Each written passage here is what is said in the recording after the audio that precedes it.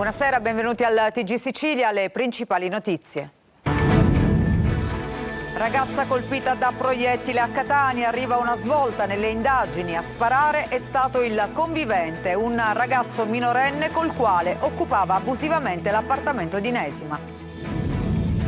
L'attacco degli Stati Uniti all'Iran fa innalzare i livelli di allarme terrorismo in Italia. La Sicilia con le basi americane tra i territori più esposti. Sabato presidio contro la guerra a Sigonella. A Niscemi la preoccupazione del comitato No MUOS. Intanto arrivano i primi effetti della guerra in Medio Oriente. In Sicilia prezzo dei carburanti in salita, per un pieno di benzina 2 euro in più in 7 giorni. Catania senza soldi e senza denti, sit-in di protesta dei truffati di Visodent per cure dentali mai ricevute e pagate in anticipo. Prezzi in aumento per l'estate appena iniziata, una giornata al mare in un lido costa il 10% in più. Con le nostre telecamere siamo andati a Mondello. Mario Biondi incanta il pubblico di Agrigento davanti al Tempio della Concordia, un evento simbolo della festa della musica celebrata nella capitale della cultura. Calciomercato, Palermo pronto a chiudere per Audero, Elia e Palumbo. In Serie C la Ternana riscatta Cianci dal Catania. Mercoledì al Massimino la presentazione ufficiale del direttore generale Zarbano e del DS Pastore.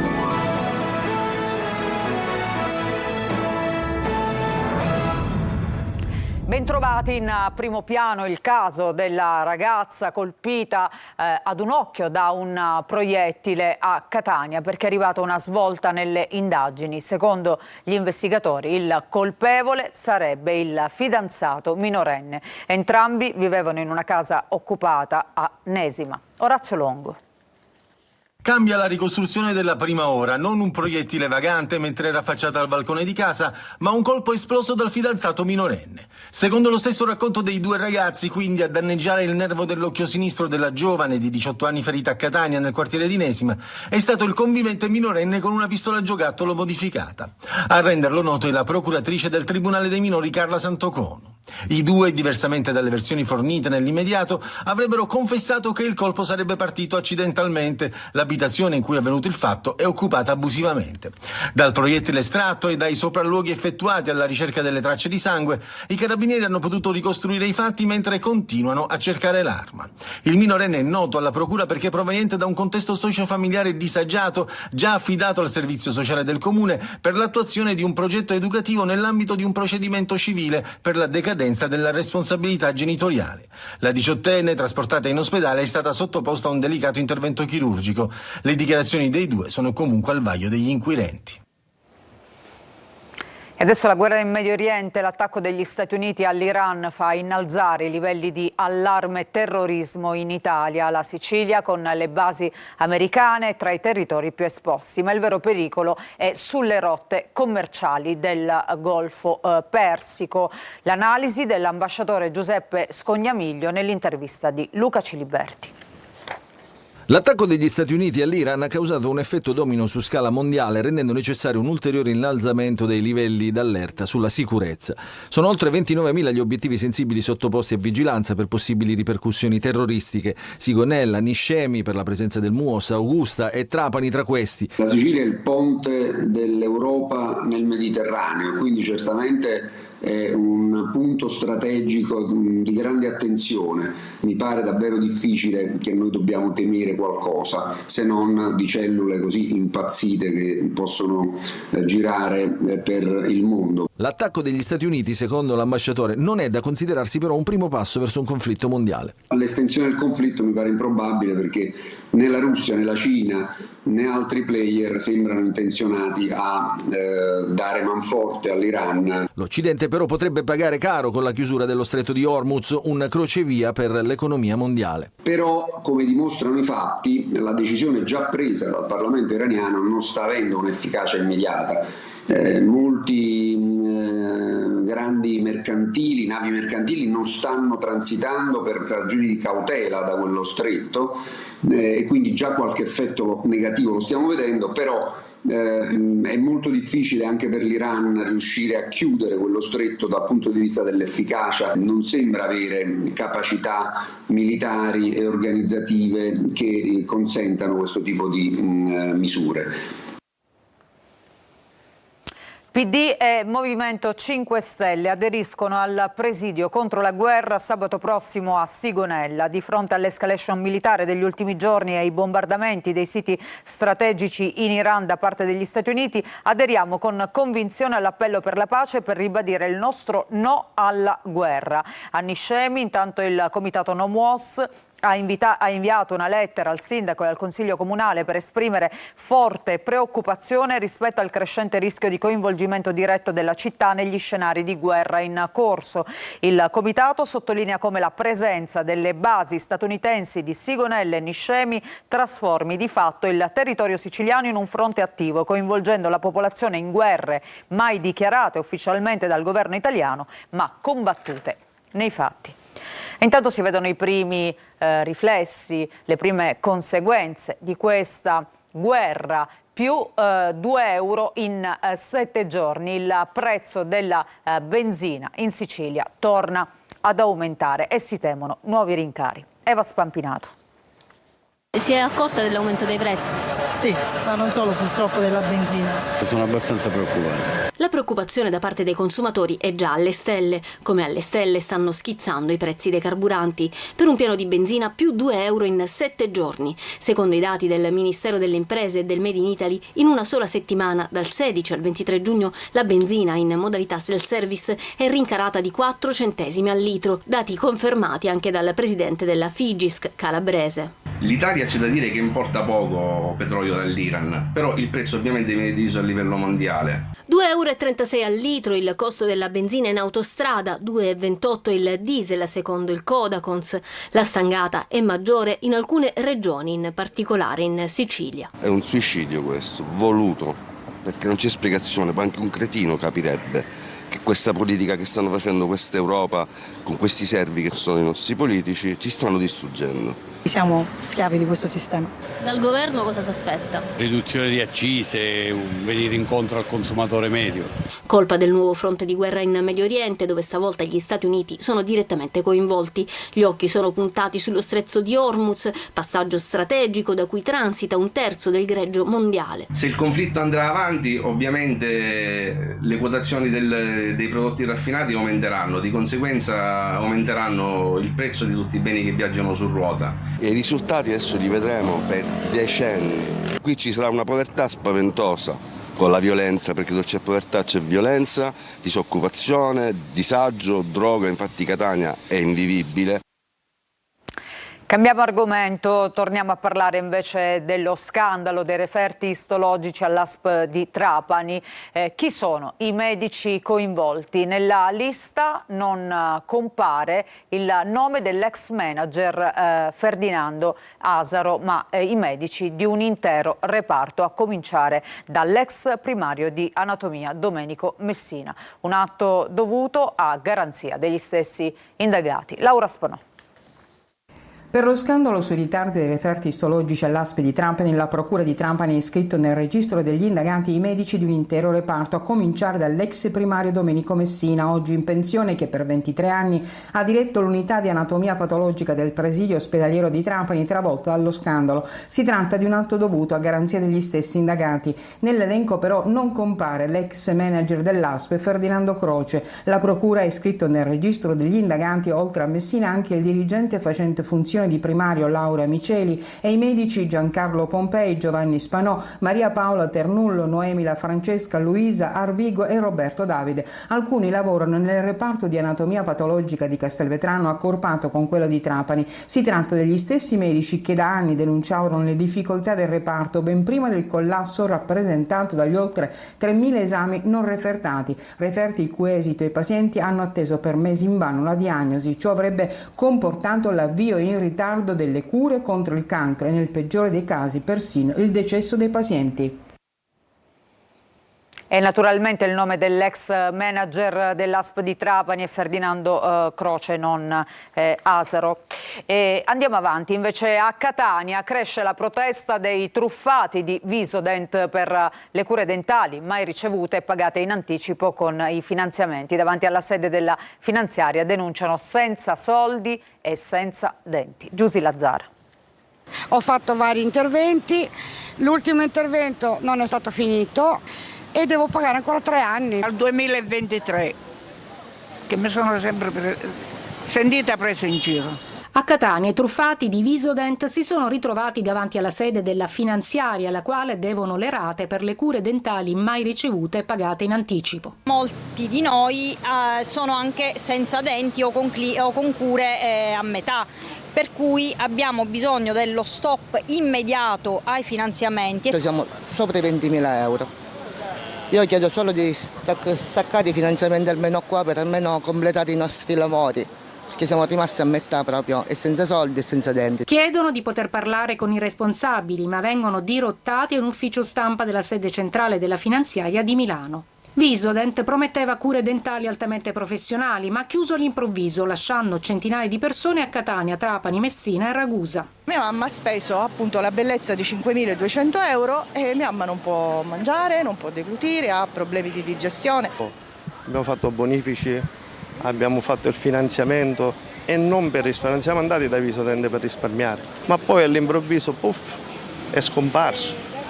E quindi, siamo tutti nella stessa situazione. Tante le storie, ma un'unica determinazione a non fermarsi e andare avanti anche con azioni legali. Sequestro da 50 milioni di euro a un imprenditore gelese attivo nel settore della pesca e della commercializzazione di prodotti ittici anche su scala internazionale. Legato al clan Rinzivillo di Gela, avrebbe favorito infiltrazioni mafiose nell'economia locale e monopolizzato il mercato in cambio di protezione. Desiree Ferlito. Imponevano le loro forniture di pesce monopolizzando di fatto il mercato con metodo di stampo mafioso. La Guardia di Finanza di Caltanissetta ha dato esecuzione a un provvedimento di sequestro di beni emesso dal Tribunale di Caltanissetta nei confronti di Emanuele Catania, imprenditore gelese attivo nel settore della pesca e della commercializzazione di prodotti ittici, anche su scala internazionale. Un patrimonio del valore di circa 50 milioni di euro, con sedi e ramificazioni operative in Italia e Marocco. Emanuele Catania era già noto alle forze dell'ordine perché già condannato in via definitiva per associazione mafiosa.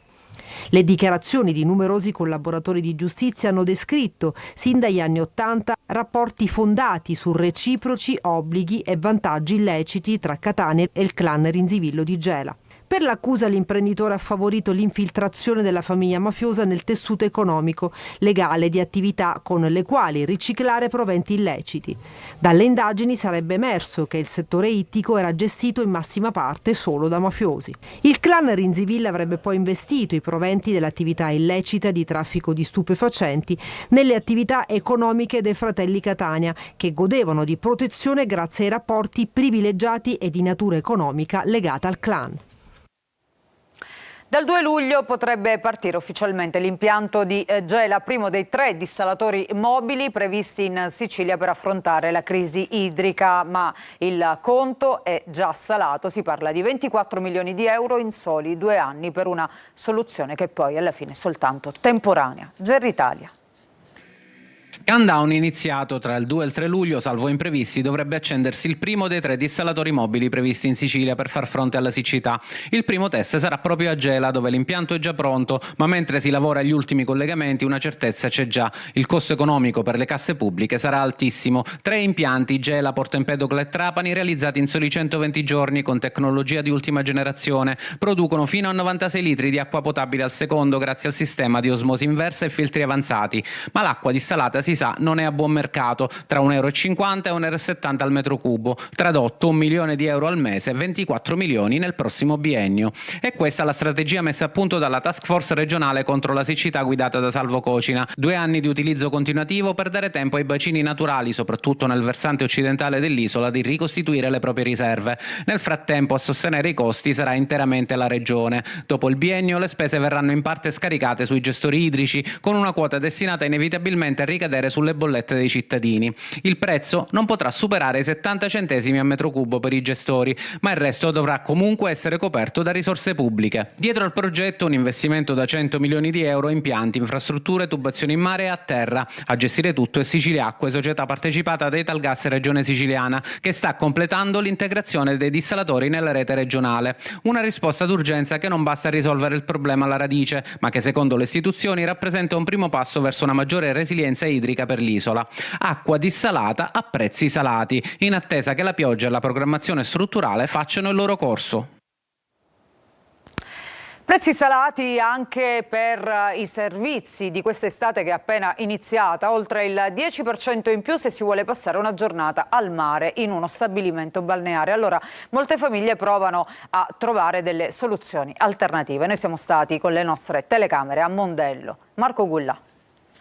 Stare sotto l'ombrellone alla ricerca del relax, del divertimento per i figli e dell'abbronzatura quest'estate costa in media il 10% in più.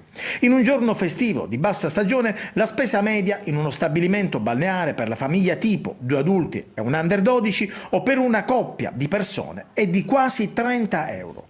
Se poi si aggiunge anche il pranzo, la spesa sale vertiginosamente. E allora la soluzione non può che essere quella della spiaggia libera, alla ricerca di un posto come questa coppia a Mondello. A noi non costa nulla farci un po' di litorale, appena troviamo posto ci mettiamo, tanto stiamo un paio di ore, 3 ore massimo. Caro ombrellone, molto caro e molto difficile trovare posti puliti soprattutto. E quindi spiaggia libera? Spiaggia libera ce n'è troppa. Nuovi rincari che, aggiunti a quelli degli anni precedenti, portano i prezzi a livelli tali da rendere il soggiorno al mare un lusso che non tutti possono permettersi. E allora, oltre al posto in spiaggia libera, se si vuole pranzare al mare, ecco una possibile soluzione. Aggiungendo una però spritz con 10 euro si fa un pranzo vista mare qui dalla Pina Petango Street Food e poi possiamo continuare col menu, però vi lascio la sorpresa di venirmi a trovare. Se uno non prende la postazione con 10 euro si può fare. E allora eccola la ricetta per fronteggiare il caro ombrellone. E adesso la musica. Mario Biondi incanta Agrigento davanti al Tempio della Concordia, musica e bellezza per celebrare la festa della capitale della cultura. Davide Sardo.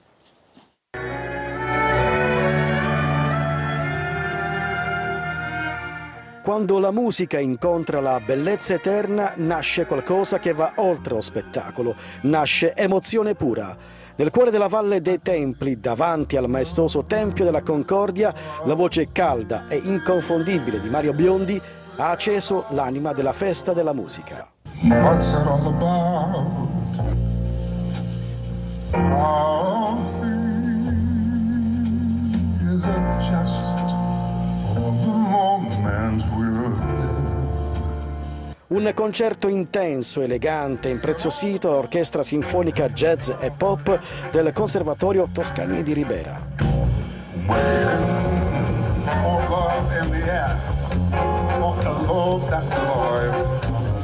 La musica ha celebrato la vita, la cultura e il futuro. Un evento simbolo della festa della musica e del percorso di Agrigento, Capitale Italiana della Cultura 2025.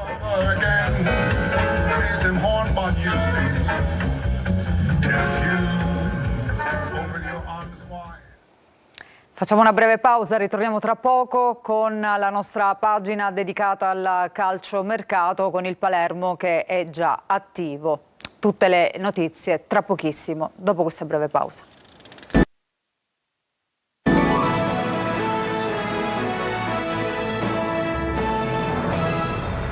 Bentrovati, seconda parte del nostro telegiornale, adesso il calciomercato con il Palermo che è già attivo, i rosanero sono vicini ad Audero, Elia e Palumbo. Sentiamo Marco Gulla.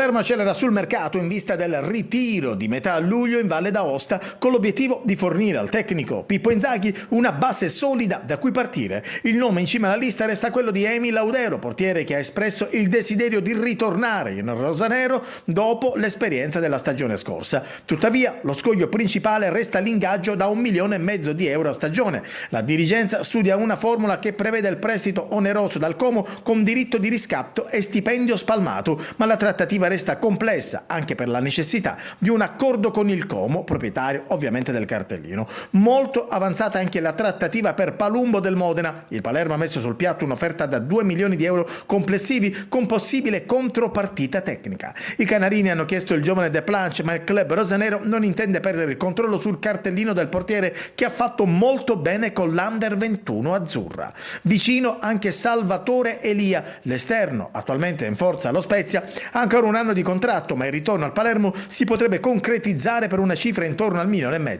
Sulla fascia sinistra, occhi puntati su Augello, il terzino non rinnoverà con il Cagliari ed è seguito anche dalla Cremonese fresca di promozione in A. Il Palermo lo considera ideale per presidiare stabilmente la corsia mancina. Intanto sul fronte cessioni Aurelio è stato definitivamente ceduto allo Spezia. E sono giorni di fermento per le siciliane di Serie C, c'è molta attesa per la conferenza stampa di mercoledì per conoscere le strategie della Catania. A Trapani invece si prepara il ricorso al CONI per la penalizzazione, mentre a Siracusa in settimana è previsto l'incontro con il tecnico Turati per avviare la programmazione. Ci dice tutto Francesco Triolo.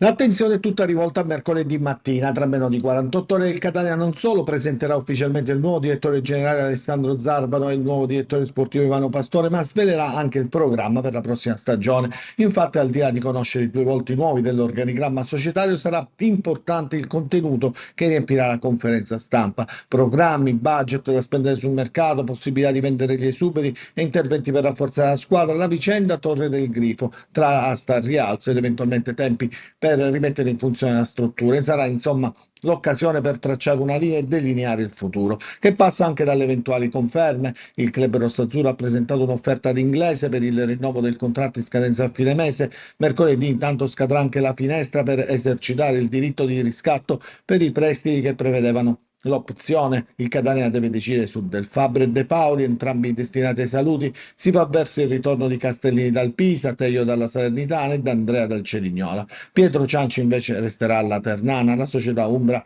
ha esercitato l'opzione per tenere con sé il centravanti barese. A Trapani si prepara invece il ricorso al collegio di garanzia del CONI per puntare almeno ad una riduzione della penalizzazione di 8 punti confermata dalla Corte d'Appello federale. Poi si lavorerà sul mercato con la società Granata alla ricerca di almeno 4 rinforzi, a cominciare dalla punta. Uno dei nomi è l'argentino Ferrari, in scadenza col Vicenza, mentre per il centrocampo si pensa a Celeghin del Giuliano. A Siracusa è la settimana decisiva per la programmazione. Il tecnico Marco Turati incontrerà il direttore generale Alessandro Guglielmino per fare il punto. In uscita c'è Maggio, vicino alla Scafatese, Russotto e Sarau sono nel mirino di Gela e Nissa.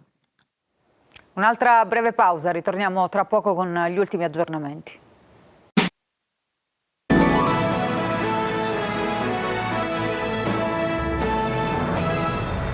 Bentrovati, c'è una nota del Viminale che è stata trasmessa a prefetti e questori dopo l'attacco americano all'Iran, dove si chiede il rafforzamento della vigilanza su obiettivi americani, basi USA e comandi NATO. Occhio a possibili manifestazioni di protesta da parte di movimenti antimilitaristi, antagonisti. Invito ai prefetti di verificare la protezione degli obiettivi degli Stati Uniti e Israele e la ricognizione e rivalutazione delle misure di sicurezza sulle infrastrutture critiche, la predisposizione soprattutto di scrupolosi controlli ad aeroporti e stazioni ferroviarie interessati dal passaggio di turisti americani e gruppi di comunità ebraiche. Queste appunto le indicazioni che sono state inviate dal Viminale ai prefetti. e ai questori su tutto il territorio nazionale. Con questa notizia noi ci fermiamo, grazie per averci seguito, a tutti voi una buona serata.